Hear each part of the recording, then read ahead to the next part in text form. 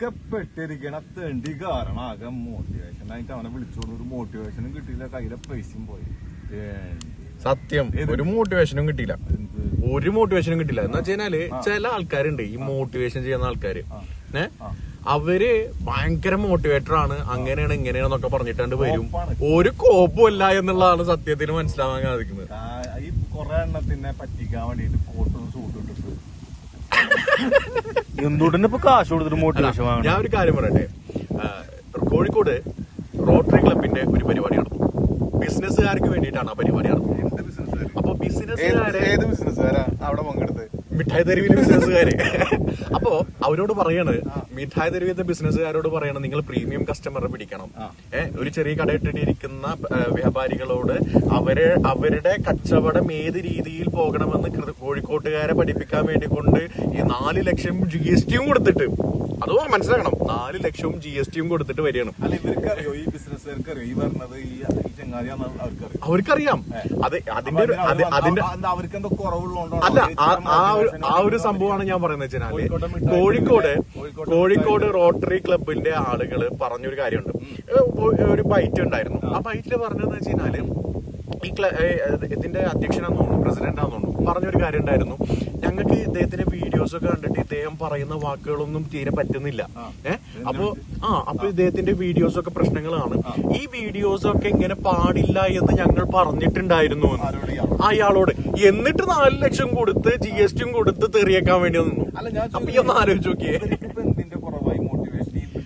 ഈ ബിസിനസ്സുകാരെ സംബന്ധിച്ചിടത്തോളം പുതിയ സെയിൽസ് ടെക്നിക്കുകള്, സെയിൽസിന്റെ ടെക്നിക്കുകള്, മാർക്കറ്റിംഗ് ടെക്നിക്കുകള്, ഇതൊക്കെ അപ്ഡേറ്റ് ചെയ്യാന്ന് പറയുന്നത് ഒരു കോച്ചിന് ആവശ്യമാണ്. തീർച്ചയായിട്ടും അതെ, ഒരു സെയിൽസ് കോച്ചിനെ, ഒരു ബിസിനസ് കോച്ചിനെ ആവശ്യമാണ്.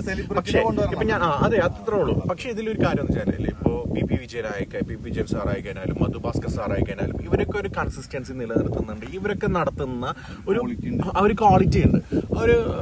ഏതൊരു കാര്യത്തിനും അവർ ചെയ്യുന്ന ഒരു മോട്ടിവേഷൻ എന്ന് പറയുന്നത് അത്തരം ക്വാളിറ്റിയിലൂടെയാണ് അവർ മോട്ടിവേറ്റ് ചെയ്യുന്നത് ആളുകളെ കുറച്ചുകൂടി മനസ്സിലാക്കിക്കൊണ്ട്. എന്ന് വെച്ച് കഴിഞ്ഞാല്, കണ്ട ആളുകളൊക്കെ തെണ്ടിയെന്നും പട്ടിയെന്നും കസ്റ്റമറെ ഒരു വാല്യൂ ഇല്ലാതെ, നമ്മളൊക്കെ പഠിച്ച പുസ്തകങ്ങളിൽ കസ്റ്റമൈസ് കിങ്, കസ്റ്റമറെ വാല്യൂ ചെയ്യണം, എങ്കിൽ മാത്രമാണ് നിങ്ങൾക്ക് ബിസിനസ്സിൽ പിടിച്ചു നിൽക്കാൻ പറ്റുള്ളൂ എന്നാണ് പറയുന്നത്. പക്ഷെ ഇവിടെ പറയുന്നത് കസ്റ്റമറെ തെണ്ടികളായി കാണണം എന്ന് പറയുന്നത്. അപ്പൊ ഈ ഒരു അവസ്ഥയും മനസ്സിലാക്കി കൊടുക്കും. അല്ല, കോഴിക്കോട്ടുകാര് പെരുമാറിയതല്ല, ഞാൻ കാശും കൊടുത്ത് കടിക്കണ പട്ടിനെ വാങ്ങിയെന്ന് പറയുന്ന സാധനമാണ് ഇപ്പൊ സംഭവിച്ചത്. എന്ന് വെച്ച് കഴിഞ്ഞാല്, ഇതിലെന്താ സംഭവിച്ചെന്ന് പറഞ്ഞു കഴിഞ്ഞാല്, വന്നിട്ട് പറയണ്, 1 മണിക്കൂർ ഞാൻ തീറ്റിച്ചു, ഞാൻ ഈ സംഘാടകരെ 1 മണിക്കൂർ തീറ്റിച്ചു. എന്നിട്ട് അടുത്ത പറയുന്നത് എന്താണെന്നറിയോ? ഫേസ്ബുക്കിൽ ഞാൻ ലൈവ് പോകും, ലൈവ് പോയിട്ട് ഞാൻ ഈ സംഘാടകർക്കെതിരെ പറയും. അല്ല, അപ്പൊ ഞാൻ ഉളുപ്പുണ്ടോ സംഘാടകരെ എന്നാണ് ഇതിന് മാത്രം ചോദിക്കാനുള്ളൂ. അല്ല, സംഘാടകരോട് പറയേണ്ടതെന്ന് വെച്ചാല്, അവര് ഇത്തരം കാര്യങ്ങൾ ശ്രദ്ധിച്ചിരുന്നില്ലേ? ഇങ്ങനത്തെ ആളുകളെ വിളിക്കേണ്ട ഒരു ആവശ്യം ഉണ്ടായിരുന്നു. ഇവരൊന്നും ശ്രദ്ധിച്ചിരുന്നെങ്കില്. ഇവര് പൂരത്തിന് ആനകളെ ഇറക്കണ പോലെ ഇയാൾക്ക് നല്ല മാർക്കറ്റില്. അല്ല, ഇപ്പൊ ഇത് തന്നെയാണ് നമുക്ക് ഓരോ സമയത്ത് ഓരോ ആളുകള് ഇങ്ങനെ ഇപ്പൊ പ്രസംഗ കലയില് ഒരു തിളങ്ങി നിന്നത് പോലെ ഓരോ സമയമാണ്. അതേപോലെ അത് അദ്ദേഹത്തിന്റെ സമയമാണ്. അനിൽ ബാലചന്ദ്രൻ എന്ന് പറയുന്ന വ്യക്തിയുടെ സമയമാണ്. ആ സമയത്ത് അയാള് ഹിറ്റായിട്ട് നിൽക്കുന്ന സമയത്ത് മാക്സിമം കാശ് പോക്കറ്റിലേക്ക് ഇടുക എന്നുള്ളത് സക്സസ് ആണ്. അയാളുടെ മേഖലയിലെ സക്സസ് ആണ്. കേട്ടിരിക്കാൻ ഇങ്ങനത്തെ കുറെ ആൾക്കാരുണ്ടാവുമ്പോ 4 ലക്ഷം കൊടുക്കാൻ. അതും വേറൊരു കാര്യം മനസ്സിലാക്കണമെന്ന് വെച്ച് കഴിഞ്ഞാല്, അയാൾ 1 മണിക്കൂർ വൈകാനുള്ള കാരണം എന്താണെന്നറിയോ? അയാൾ 1 മണിക്കൂർ വൈകാനുള്ള കാരണം എന്ന് വെച്ച് കഴിഞ്ഞാല് 5000 പേര് അദ്ദേഹത്തിന് വേണമായിരുന്നു.